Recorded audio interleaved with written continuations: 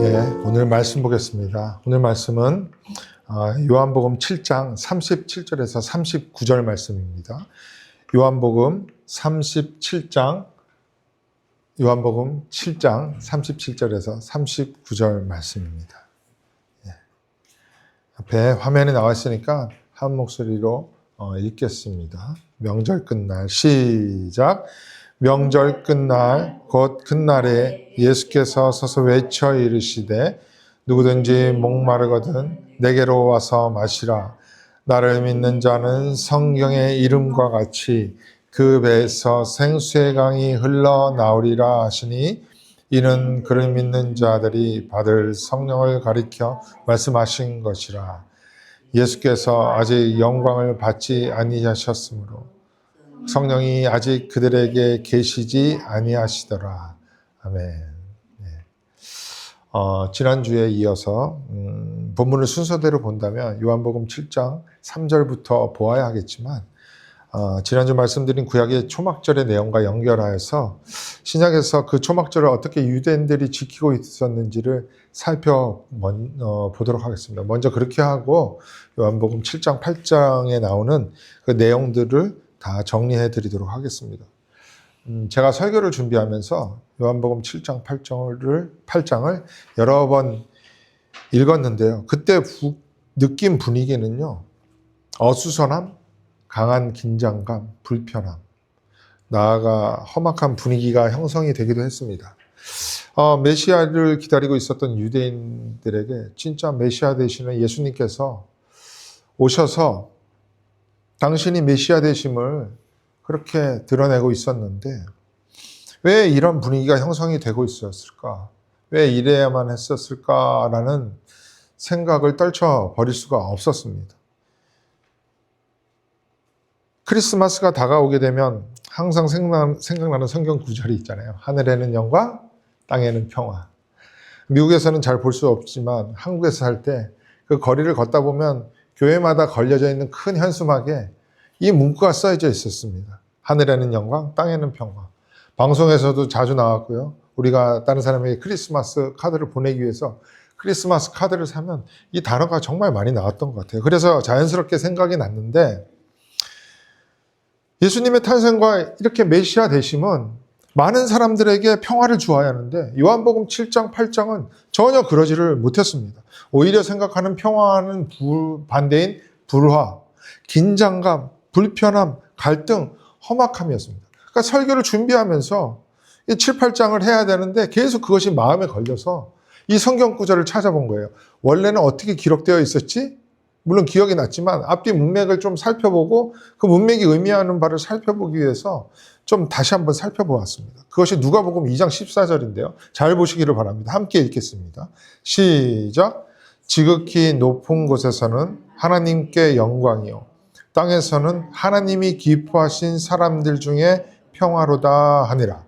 세상에서 말하는 평화, 우리가 흔히 생각하는 평화가 모든 사람들에게 있지 않다고 하고 누구에게 있다고 하죠?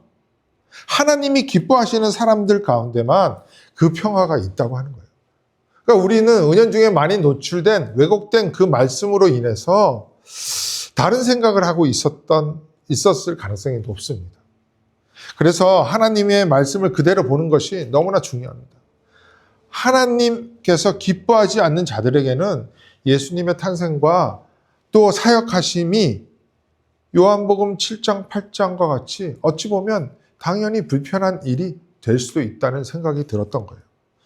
이에 대해서 자세히 말씀을 드려야 하지만 잠시 접어두고 몇 주 후에 예수를 믿는 듯하지만 그렇지 않는 무리들의 심리와 종교적 행태에 대해서 또 자세히 말씀을 드리도록 하겠습니다. 대신 오늘과 다음 주에는 본문에 나오는 초막절과 관련된 절기 행사에 대해서 좀 말씀을 드리도록 하겠습니다. 이러한 유대인들의 초막절 행사 안에 담겨진 구속사적 의미와 그 의미를 예수님의 사역이 어떻게 완성하는지에 대해서 좀 잘 파악하시기를 바랍니다. 오늘 본문을 다시 볼게요. 7장 37절 앞부분을 보면 명절 끝날 곧 큰 날에 예수께서 외쳐 이르시되 이렇게 기록되고 있습니다. 그러니까 명절 끝날 곧 큰 날이라고 하는데 이 날이 그럼 어떤 날이죠? 그러니까 우리가 초막절을 일주일 동안 지킨다고 했잖아요. 우리 레위기를 한번 다시 볼까요? 23장 34절에서 36절입니다. 이스라엘 자손에게 말하여 이르라. 일곱째 달 15셋 날은 초막절이니 여호와를 위하여 이레 동안 지킬 것이라. 첫날에는 성회로 모일지니 너희는 아무 노동도 하지 말지며 이레 동안에 너희는 여호와께 화제를 드릴 것이요 여덟째 날에도 너희는 성회로 모여서 여호와께 화제를 드릴지니 이는 거룩한 대회라. 너희는 어떤 노동도 하지 말지니라. 초막절은 일주일 동안 7일 동안 지켰다고 합니다. 그런데 36절을 보면 그것으로 끝나지 않고 그 다음날 8일째를 언급해요. 이날 성회로 모이라고 합니다. 똑같이 모이라고 해요. 이날을 또 거룩한 대회라고 하죠. 그래서 일부 학자들은 거룩한 대회가 있는 그 8일째를 명절 끝날로 생각하는데 저는 그렇게 생각하지 않습니다. 왜냐하면 지금부터 말씀드릴 초막절에 있었던 유대인들의 전통적인 예식이 8일째까지 진행되지 않고 7일째까지만 행해졌기 때문입니다. 그래서 명절 끝날 곧 큰 날은 초막절의 7번째 날이라고 보는 것이 조금 더 타당합니다. 참고로 말씀드리고요. 중요한 것은 초막절에 있었던 예식이 무엇이며 그 안에 담겨진 그 의미가 무엇인지 아는 것이 더 중요합니다. 그리고 주님께서 그 내용을 어떻게 완성하여 성취하는지를 꼭 깨달으시기를 바랍니다.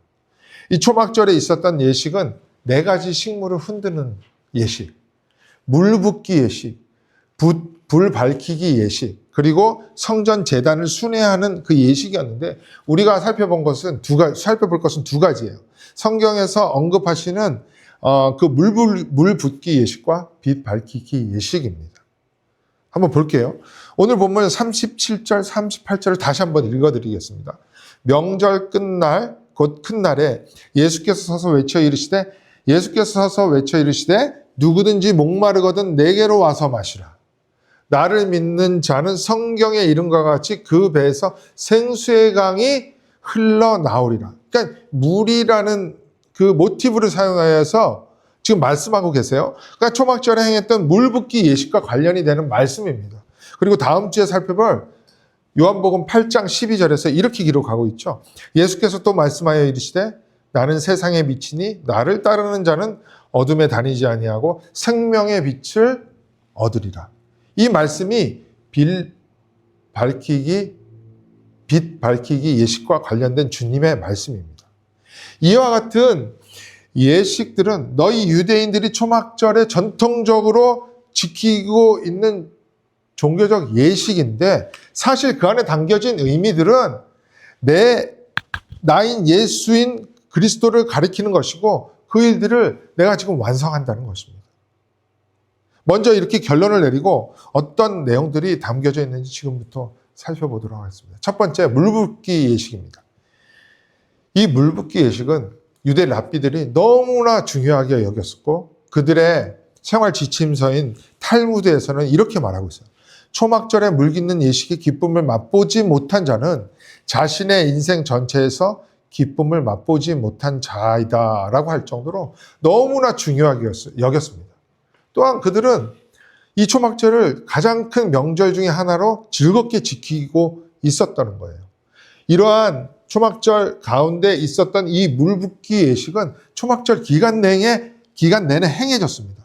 첫날은 안식하는 날이었으니까 제외하고 둘째 날부터 7일째까지 매일 한 번씩, 그리고 명절 끝날에는 한 번 행한 다음에 제단을 7번 순회했다고 합니다. 그러니까 제사장들이 긴 행렬을 하여서 노래를 부르면서 예루살렘 성전을 출발하여서 실로암 면목까지 갔다고 해요. 이때 초막절을 지키기 위해서 원근 각지에서 예루살렘에 수많은 인파들이 모여들었잖아요. 그들도 이 행렬에 합류를 하여서 함께 했다고 합니다. 그러면 실로암 연못에 도착하면 제사장들은 저마다 금물동이를 가지고 왔는데 거기에다가 물을 퍼다가 다시 행렬을 맞추어서 예루살렘 성전으로 갔다고 합니다. 역시 수많은 인파 함께 했고요. 이 행렬이 예루살렘 성전에 들어오게 되면은 수많은 행렬은 끝까지 그 예식을 관람하기 위해서 저마다 이렇게 자리를 딱 위치했다고 해요. 그러면 제사장들은 계속해서 진행을 해서 제단을 한 바퀴 돌고 그 제단에 정렬하게 될 때쯤 준비하고 있었던 성가대가 시편 113편부터 118편까지 찬양을 했다고 합니다. 그러니까 차례대로 찬양을 하다가 시편 118편 맨 마지막에 여호와께 감사하라. 그는 선하시며 그의 인자심이 영원하도다라고 찬송을 할 때 함께 그 관람을 하기 위해 모였던 수많은 군중들이 자기 손에 들고 있던 종려나무 가지를 흔들고 또 감귤나무 열매를 흔들면서 주님을 찬송하라, 주님을 찬양하여라, 주님을 찬송하라 이렇게 3번 외쳤다고 합니다. 그리고 그 외침이 끝나면 제사장들이 자기들이 떠온 그 물을 제단에 포도주와 함께 이렇게 흘려 보냈다고 합니다. 그러니까 계속 흘러 들어가니까 이게 차고 넘쳐서 그 물이 사방으로 넘쳐 흘렀다고 해요. 그러니까 이게 축제 분위기면서 많은 사람들이 그런 분위기를 연출하니까 장관이었을 것입니다. 멋있었을 거예요. 그런데 우리가 알아야 하는 것은 유대인들이 초막절에 왜 이러한 행사를 행했겠습니까? 아무 의미 없이 한 것이 아니라는 거예요. 이런 예식은 자신들의 역사 가운데 있었던 어떤 사건을 재현하는 예식이었습니다. 그렇다면 우리는 지금부터 이 물붓기 예식이 이스라엘의 어떤 역사적 사건을 재현하는 것이고 그 사건들이 무엇을 의미하는지 자세히 좀 살펴보도록 하겠습니다. 이스라엘 역사 가운데 가장 중요한 사건이 출애굽이었잖아요. 그 출애굽 사건이 있은 후 광야에서 이스라엘 백성이 있을 때 목말랐잖아요. 그때 모세에게 불평을 행한 적이 있습니다. 원망한 적이 있었어요. 그러자 하나님께서 모세를 명하여 호렙산에 있는 바위에 있는 그 바위를 쳐서 거기에서 물이 흘러나오게 했잖아요. 그리고 그 물을 짐승뿐만 아니라 이스라엘 백성들이 모두 먹고 생명을 유지하게 하시죠. 그러니까 유대인의 초막절 예식은 바로 이 역사적 사건을 기억하면서 결국 거룩한 반석에서 물줄기가 나와서 온 땅을 적시게 될 메시아 시대를 상징적으로 보여주는 예식이었다는 거예요. 이 내용이 TDNT, 그러니까 Theological Dictionary of the New Testament라는 이 신학 사전 책이 있거든요. 9권으로 구성이 되어 있는데 그 중에 어떤 파트에서 예레미야스라는 신학자가 이 초막절 예식에 대해서 이렇게 설명을 하고 있었습니다. 그러니까 구속사적으로 아주 정확한 의미예요. 그런데 중요한 것은 이스라엘 백성이 이 내용의 의미를 깨닫지 못하고 메시아를 잘못 기다리고 있었다는 것입니다. 왜냐하면 안타까운 것은 그들의 사상을 지배하고 있던 사상이 뭐예요? 민속 메시아 사상이잖아요. 그러다 보니 거룩하고 구속사적으로 의미가 있어야 하는 물붓기 예식이 민속 메시아 사상으로 인해 변질이 되어가지고 이 땅의 풍요를 위한 종교 예식처럼 되었던 것입니다. 더군다나 초막절은 1년의 농사를 마치고 추수한 곡식을 다 거두어서 창고에 쌓은 다음에 이 초막절을 지켰다고 지난주에 말씀을 드렸잖아요. 그러니까 이 감사하는 절기였어요. 추수감사절처럼. 그래서 유대인들에게 한 해 동안 농사를 잘 지을 수 있도록 어처구니 없이 비를 기원하는, 하나님께 비를 잘 내려달라고 요청을 하는 기우제 같은 역할을 했던 거예요. 이 물붓기 예식이. 그러니까 구속사적 의미를 다 잊고 기우제를 드리고 있었던 거예요. 너무나 무섭지 않습니까? 이것이 인본주의고 종교주의예요. 종교주의. 민속 메시아 사상에 젖어 있었던 유대인들은 그러니까 초막절의 본 의미를 완전히 잊고 겉으로는 똑같은 예식을 해요. 그러나 다른 길 우상 숭배하는 것이었습니다. 그렇게 초막절을 지키면서 물붓기 예식이 절정에 다다르고 있을 때 그 명절 끝날, 큰 날에 예수님께서 그 가운데 서서 외치신 것입니다. 그 상황과 분위기가 이해가 되시죠? 예수님이 서서 외치신 그 내용을 살펴보기 전에 우리가 조금 더 살펴볼 것이 이 물붓기 예식과 관련된 이스라엘 역사 가운데 있었던 어떤 일련의 일들입니다. 조금 어려워질 수 있는데 어렵지도 않습니다. 그러니까 옛날 이야기처럼 들으시면 돼요. 다 아시는 내용일 수도 있습니다. 옛날 옛적에, 그러니까 기원전 586년에 남유다가 바벨론에 의해 패망을 합니다. 이때 세 차례에 걸쳐 바벨론 유수가 있게 되죠. 그러니까 바벨론 익자일이라고 할까요? 이때 바벨론이 어떤 계기로 이렇게 바벨론 유수를 단행했냐면은 그 유력한 인재들, 그 식민지 국가들의 아주 똑똑하고 전도 유망한 사람들을 전부 다 자기 국가로 데려갔는데, 그 이유가 첫 번째, 식민지의 리더였던 그들이 다시 중심이 되어서 바벨론에 와서 민족을 하나로 만들어가지고 반란을 일으킬까봐 그 싹을 제거했던 것입니다. 그래서 그들의 리더들, 식민지의 리더들을 바벨론으로 다 끌고 간 거예요. 뿐만 아니라 두 번째, 이들은 대부분 인재들이었고 똑똑한 사람들이었잖아요. 그래서 그들을 바벨론에 데리고 와서 바벨론식으로 재교육을 해가지고 나중에는 자기들 국가, 바벨론을 위해서 인재로 써먹으려고 그렇게 했던 것입니다. 이것이 바벨론의 식민지 정책이었습니다. 그렇게 남유다가 바벨론에게 짓밟히게 되고 세 차례에 걸쳐서 바벨론 유수를 하게 되었을 때 그들과 함께 온 인재가 여러분들 들어보셨을 거예요. 다니엘과 세 친구 사드락 메삭 아베느고가 그때 강제적으로 끌려오게 된 남유다의 전도에 유명한 청년이었습니다. 뿐만이 아니에요. 남유다는 종교 중심의 국가였잖아요. 하나님을 떠나고 우상 숭배를 했지만 어찌됐던 종교 중심의 국가였습니다. 그렇기 때문에 제사장들을 비롯한 레위인들이 그들을 이끌어가는 리더였어요. 그래서 종교인들도 다 데리고 왔어요. 그때 함께 끌려간 제사장 중에 하나가 에스겔이었습니다.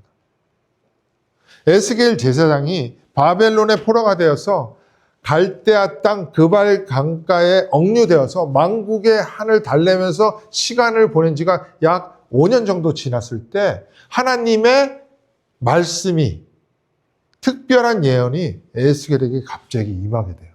그 내용을 기록한 것이 선지서 에스겔서예요.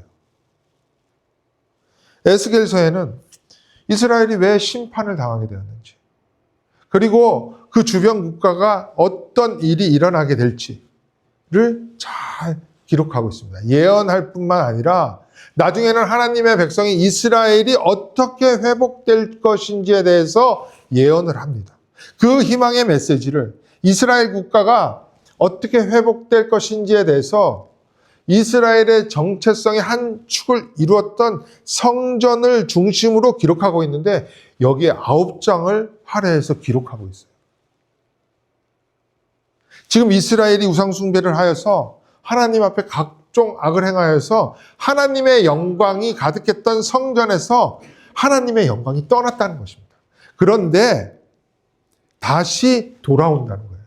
그렇게 회복의 말씀을 시작을 합니다. 성전을 떠났던 하나님의 영광이 성전으로 다시 돌아와서 이스라엘을 회복시켜 줄 뿐만 아니라 그 이스라엘뿐 아니라 이방 전 세계가 어떻게 하나님의 축복을 받는지에 대해서 예언을 하고 있어요. 성전으로 다시 돌아온 여호와의 영광이 어떻게 흘러넘치게 되는지에 대해서 기록하고 있는데 이 내용이 에스겔서 47장에 나와 있습니다. 한번 1, 2절 한번 볼게요. 잘 보세요. 그가 나를 데리고 성전 문에 이르시니 성전의 앞면이 동쪽을 향하였는데 그 문지방 밑에서 물이 나와 동쪽으로 흐르다가 성전 오른쪽 제단 남쪽으로 흘러내리더라. 여호와의 영광이 물로서 표현을 해요. 막 흘러넘치는 거예요. 그가 또 나를 데리고 북문으로 나가서 바깥길로 꺾여 동쪽을 향한 바깥문에 이르시기로 본즉 물이 그 오른쪽에서 스며 나오더라. 원래는 여호와의 영광이 떠나서 폐허가 되어 있었던 성전, 그것은 이스라엘의 멸망을 의미했잖아요. 그런데 그 성전에 여호와의 영광이 다시 돌아오는 모습을 그리고 있는 거예요. 어떻게요? 성전에서 물이 흘러나와 다 죽어 있었던 온 땅에 흘러넘칠 뿐만 아니라 그것이 바다까지 흘러 들어가서 죽어 있었던 바다까지 살아나게 된다는 거예요. 그러니까 죄악으로 죽어 있었던 이 세상이 성전으로부터 흘러내린 그 물에 의해 회복된다는 환상이었습니다. 어떻게 회복이 되는지 47장 9절과 12절 말씀을 한번 볼게요. 이 강물이 이르는 곳마다 번성하는 모든 생물이 살고 또 고기가 심히 많으리니 이 물이 흘러 들어가므로 바닷물이 되살아나겠고 이 강이 이르는 각처의 모든 것이 살 것이며. 12절 보세요. 12절 땅에는 어떤 일들이 일어나는지. 강 좌우가에는 각종 먹을 과실나무가 자라서 그 잎이 시들지 아니하며 열매가 끊이지 아니하고 달마다, 그러니까 every month예요. 새 열매를 맺으리니 그 물이 성소를 통하여 나옵니다. 그 열매는 먹을 만하고 그 잎사귀는 약 재료가 되리라. 자기들의 삶과 존재의 핵심이었던 성전에서 물이 흘러나와, 즉 죽어 있었던 땅과 바다를 그 물이 흘러나와서 적심으로 온 땅에 충만한 하나님의 생명력이 넘치는 것을 에스겔을 통하여 우리가 확인할 수 있다는 거예요. 뿐만이 아닙니다. 스가랴 선지자 역시 이와 비슷한 예언을 해요. 14장 8절인데요. 그날은 여호와의 날입니다. 여호와의 날이라는 것은 하나님의 심판과 구원이 동시에 일어나요. 하나님이 선택한, 하나님이 기뻐하시는 자들에게는 구원의 날이지만 하나님을 모르고 하나님을 떠난 자들에게는 종말이에요. 심판이 있는 날. 즉 그 여호와의 날에 생수가 예루살렘에서 솟아나서 절반은 동해로 절반은 서해로 흐를 것이라. 그러니까 하나님의 영광이 예루살렘에 쏟아나서 예루살렘뿐만 아니라 온 땅에 충만하게 흘러넘치게 된다는 말씀을 이렇게 하고 있는 거예요. 그리고 나서 여름에도 겨울에도 그러하리라. 그러니까 모든 시점을 포괄적으로 아우르는 그 완성되는 하나님의 영광의 회복, 그에 따르는 하나님 영광의 충만한 복, 생명력, 2주 전에 살펴봤죠. 헬라어로 조의 영생을 이렇게 예언하고 있는 거예요. 유대인들은 하나님의 뜻, 하나님의 메시지를 선지자로부터 이와 같이 받아왔습니다. 그리고 그 예언의 말씀이 역사 가운데 실제로 이루어지는 것을 목도한 자들이에요. 이와 같이 하나님께서 당신의 뜻을 전하실 때는요, 사용하신 그 모티브 도구가요, 너무나 일관성이 있었습니다. 보십시오. 이스라엘 백성이 출애굽하여서 그곳에 나와 광야 생활을 하는 동안 자신의 생명력을 유지하게 했던 것이 뭐였습니까? 갈증을 해소했던 것이 물이었잖아요. 그것을 2번이나 기록하고 있습니다. 르비딤에 있는 그 반석에서 물이 흘러났던 사건과 모압 광야에서 반석에서 물이 흘러나왔던 사건. 이 사건으로 목말라 죽을 수밖에 없었던 그들이 다 살아났습니다. 또한 그 이후에 바벨론의 포로가 되었을 때 성전에 가득한 그 여호와의 영광이 회복되는 그 에스겔의 이 예언, 스가랴에도 이런 예언이 있죠. 그 예언은 전부 물과 관련하여 그 물이 성전에서 흘러넘친다는 것을 표현하고 있었어요. 자기들의 역사였으며 만군의 여호와의 뜻을 전달하는 선지자의 말씀이었다고요. 그런데 그들의 역사 가운데 있었던 이러한 일과 예언들의 그 진정한 의미를 다 놓치고 있었습니다. 그것을 깨닫지 못하고 있었던 거예요. 왜요? 하나님 백성됨을 스스로 만족하면서 그저 자기들이 잘났다는 거였죠. 그리고 예언들의 진정한 의미를 다 놓치면서 초막절에 행해지는 나의 율법적 행위, 랍비들이 가르쳐준 그 전통을 지키는 것으로 하나님을 만족시켜서 이 땅 위의 풍성함만을 기대하고 있었기 때문에 그랬던 것입니다. 그래서 물깃는 예식을 하면서도 역사적 사건과 에스겔, 스가랴가 예언한 참된 성전의 회복, 그리하여 온 땅 위에 충만한 주님의 영광이 지금 예수 그리스도로 인해 이루어지고 있다는 것을 유대인들은 전혀 생각하지 못하고 있었던 거예요. 이미 요한복음 4장에서도 당신이 생수의 근원 되시는 것을 밝히셨잖아요. 생수의 근원 되시는 예수가 지금 예루살렘에서 솟아나와서 사방으로 흘러 넘치기 시작하는 그 사건의 현장에서도 여전히 그들은 물붓기 예식을 자기들을 만족시키는 그저 기우제처럼 지키고 있었다는 거예요. 더군다나 물깃는 예식을 하는 초막절 기간에 비가 내리기라도 하면은 그들은 흥분했습니다. 하나님께서 다음에도 이와 같은 비를 충분히 내려주셔서 우리의 추수가, 우리의 수확이 풍성할 것이라고 기대했던 거예요. 이게 웬 미신이에요. 자기들의 행위, 그 종교적 행위를 통해 하나님을 만족하신 하나님이 비를 많이 내려주실 것을 기대하는 기우제를 드리면서 자기 배를 만족시키고 있었다는 것입니다. 그 출발이 뭐예요? 인본주의입니다. 인본주의. 나입니다. 나를 만족시키기 위한 이방 종교의 행위를요, 예배 드리는 현장에서 행하고 있었다는 거예요. 그 대표가 오늘 본문에 나오는 율법주의자들이었던 유대인들인 것이죠. 인본주의의 대표입니다. 하나님을 섬긴다고 말을 하면서 열심을 내고 있지만 하나님을 이미 따라 있는 자들이었던 것이죠. 혹시 하덕규라는 가수를 아십니까? 하덕규라는 가수가 가시나무라는 곡을 불렀는데 제가 고등학교 때 나왔던 곡이에요. 그 곡의 내용이 너무나 생각할 것이 많아서 그때 왜 이렇게 그거를 곱씹었는지 몰라요. 가사 내용이 이래요. 내 속엔 내가 너무도 많아. 당신의 쉴 곳 없네. 내 속엔 헛된 바램들로 당신의 편할 것 없네.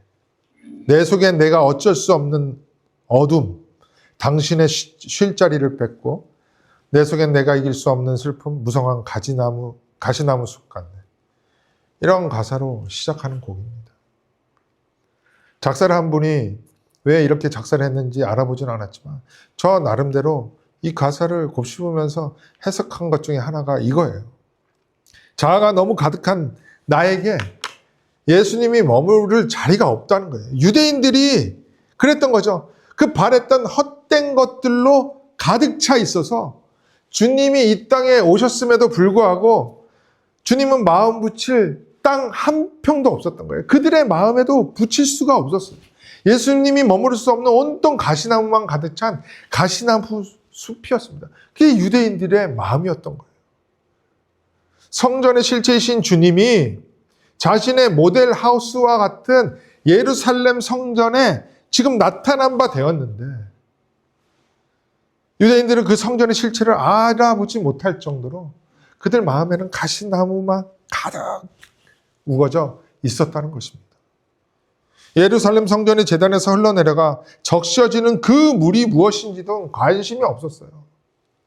전혀 알지도 못한 채 기우제와 같은 물붓기 예식이 진행되고 있었던 그때 예수님은 그들 가운데 서서 안타깝고 참담한 심정으로 외쳤을 것입니다. 누구든지 목마르거든 내게로 와서 마셔라. 너네 지금 실로암 물을 떠서 제단에 부어서 사방에 흘려보내고 있는데 그 물이 무엇인지 알아? 성전 대신 나로부터 흘러나오는 물이야. 그 물을 마셔야 된다는 것입니다. 너네 조상들도 그렇게 살았다는 거예요. 나를 믿는 자는 성경의 이름과 같이, 어떤 성경에 예언한 것과 같이 지금 우리가 살펴본 에스겔 선지자의 말씀에서 성전 제단으로부터 흘러나와 사방의 바다를 적셔 온 땅에 생명력이 충만한 그 기록을 한 것과 같이 또 선지자 스가랴에서 예루살렘에서 솟아나는 그 생수 말씀한 것과 같이 이름과 같이 그리고 그들의 조상들이 광야 생활할 때 반석에서 흘러나왔던 생수의 그 기록 이름과 같이 생수이셨던 예수께서 오늘 예루살렘에서 솟아나고 계셨던 것입니다. 그 예언들이 오늘 성취되고 있는 거예요. 그들이 그렇게 붙들고 애지중지했던 구약의 말씀이 그뿐이 아니잖아요. 이사야 1장 12장 3절입니다. 그러므로 너희가 기쁨으로 구원의 우물에서 물을 기르리로다. 구원의 우물이 누구예요? 요한복음 4장에서 살펴보았잖아요. 14절에서 예수님께서 말씀하십니다. 내가 주는 물, 생수를 마시는 자는 영원히 목마르지 아니하리니. 즉, 나 예수가 구원의 우물이라는 것 아니에요. 예레미야 2장 13절을 보십시오. 내 백성이 두 가지 악을 행하였나니 곧 그들이 생수의 그런 데는 나를 버린 것과 스스로 웅덩이를 판 것인데 그것은 그 물을 가두지 못할 터진 웅덩이들이니라. 말씀 곳곳에서 성정과 물붓기 예식의 물이 의미하는 바를 이렇게 반복하여 동일하게 말씀하고 있음에도 불구하고 어떻게 그렇게 헛된 생각을 하는지 모르겠습니다. 유대인뿐만이 아니에요. 이 시대의 교회는 어떻습니까? 어떤 마음으로 교회를 나오는가요? 하나님의 말씀에 참된 의미에는 관심이 없고, 즉 생수의 근원되는 여호와를 버리고 엉뚱한 물을 세상에서 기르다가 교회에서 열심히 부어대고 있지 않습니까? 마치 기우제다듯 종교 생활을 하고 있지는 않나요? 다시 요한복음 7장 37절로 돌아올게요. 이 물깃는 예식을 하고 있는 예루살렘 성전에 서서 예수님이 외치시는 내용이에요. 누구든지 목마르거든 내게로 와서 마시라. 나를 믿는 자는 성경에 이름과 같이 그 배에서 생수의 강이 흘러나오리라 하시니, 나를 믿는 자, 생수의 근원 되시는 예수께서 주시는 생수를 마시는 자, 그것이 똑같은 의미입니다.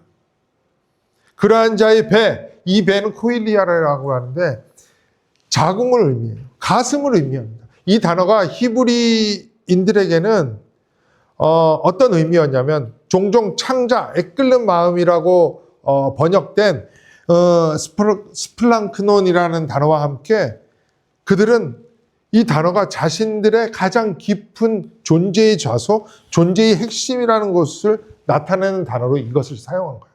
그 존재의 핵심에서 생수의 강이 흘러넘치게 된다는 것입니다. 영원히 목마르지 않는 풍족함이 있을 것이라는 말씀이에요. 영생의 삶을 살아가게 될 것이라는 말씀입니다.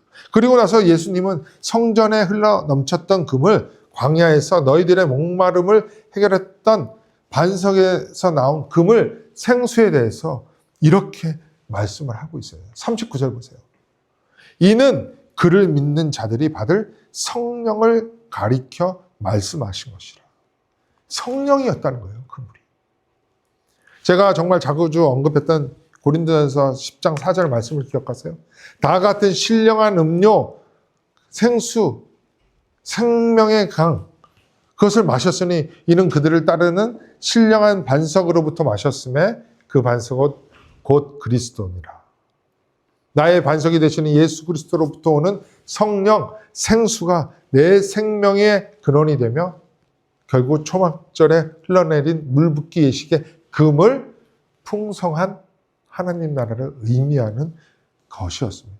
그러니까 광야의 반석에서 흘러나온 물, 에스겔 47장에서 성전으로부터 흘러나오는 물, 성소로부터 흘러나오는 물, 스가랴에서 말씀하신 예루살렘에서 솟아나는 물, 전부 성령이었습니다. 종합해서 말씀을 드리도록 하겠습니다. 성전은 예수 그리스도의 몸이잖아요. 그 가운데 있었던 제단은 반석이신 예수 그리스도가 우리의 죄를 사하시기 위해서 제물로 바쳐질 거룩한 장소였다고요. 그곳에서 나오는 물, 예수로부터 흘러나오는 생수는 성령을 말하는 것이에요. 예수의 몸인 성전, 성소, 제단으로부터 흘러나왔던 물, 생수, 그 성령의 인도하심과 성령의 적용하심으로 인하여 구약 곳곳에서 예했던 말씀, 심지어 초막절 물붓기의 예식조차 예수님의 사역으로 지금 성취되고 있는 것입니다. 또한 예수님의 초막절 예식의 성취가 앞으로 최종적으로 어떻게 완성이 될지 요한계시록 22장 1절에서 2절 말씀하고 있는데 이것만 확인하고 설교를 마치도록 하겠습니다. 또 그가 수정같이 맑은 생명수의 강을 내게 보이리니 하나님과 및 어린 양의 보좌로부터 나와서 성전 제단에서 흘러나오는 거랑 똑같은 거예요. 길 가운데 흐르더라. 강 좌우에 생명나무가 있어 12가지 열매를 맺되 달마다 그 열매를 맺고 그 나무 잎사귀들은 만국을 치료하기 위하여 있더라. 예, 우리가 조금 전에 읽어드린 에스겔 47장 12절 말씀과 정확히 일치하고 있지 않습니까? 마치 복사해서 갖다 붙인 것 같아요. 지금 성령에 의하여 우리가 참된 믿음을 유지하고 마지막 날 여호와의 날에 우리의 신랑 되신 예수 그리스도와 혼인잔치를 한 후 완성되는 하나님 나라의 모습을 그리고 있는 거예요. 이것이 우리에게 약속한 초막절의 진정한 의미인 풍성함이라는 거예요. 예수 그리스도의 사역으로 완성되는 하나님 나라, 그리고 예수 그리스도가 보내신 성령에 의해 충만하게 되는 하나님의 나라, 이것을 말하는 거예요. 이러한 성경의 의미를 깨닫지 못하고 이 땅 위의 풍성함, 그것을 복이라고 하고 그 복만을 추구하는 그 율법적이며 인본주의적이며 인간 종교적 열심을 내는 곳에는요, 목마름 뿐이라는 것입니다. 마치 사마리아 여인의 우물가에 와서도 목마르다. 그것처럼 오늘 초막절을 즐거워하며 물붓기 예식을 기우제처럼 지키고 있는 유대인들과 같이 그곳에는요, 목마름 뿐이라는 것입니다. 사랑하는 우리 그리스도 반석교회 믿음의 형제자매 여러분, 우리가 이 땅을 살아가면서 성령이 우리의 삶의 방향을 어디로 이끌어가는지를 깨달으시기를 바랍니다. 그 안에 담겨져 있는 인도하심, 풍성하심을 보아야 한다는 거예요. 만약 우리 안에 오랫동안 형성되었던 이 땅 위에 이방 종교적 습관들이 있습니까? 교회와 성도들 가운데 있지 않아야 하는 그러한 그릇된 영적 습관들이 있다면 성령의 은혜로 꼭 깨달으시고 오늘 말씀을 통하여 새롭게 되는 은혜가 있기를 소망합니다. 예수로부터 오는 성령, 그 생수를 마셔서 저와 여러분의 존재의 근원에서 생수의 강이 흘러넘쳐 나와 초막절의 풍성함을 일평생 누리시는 믿음의 행보를 하는 우리 귀한 믿음의 가족들이 되시기를 주님의 이름으로 축원을 드립니다. 우리 말씀을 기억하면서 함께 기도하는 시간을 갖도록 하겠습니다.